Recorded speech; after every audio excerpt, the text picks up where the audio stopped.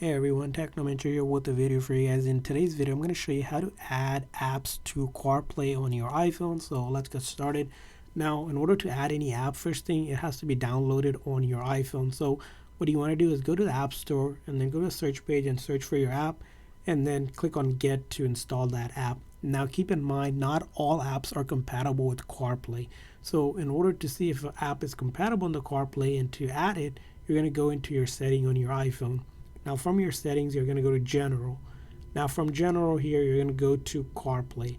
Now once you get into CarPlay, it's going to show you available car here. Now I'm not near a car, so it's not showing up, but what's going to happen is it's going to look like this. You're going to see your car. You're going to want to go ahead and add your car. Now once you select your car, you're going to go up and there's going to be an option to customize. You're going to click on customize, and then at the bottom here, it's going to show you apps where you can add them. So where you see that green plus sign, you're going to simply click on that to add it to CarPlay to include, and you can tap on that minus or the negative sign to remove an app. But that's how you can add any apps that you have on your iPhone to CarPlay, and it'll show up on your CarPlay.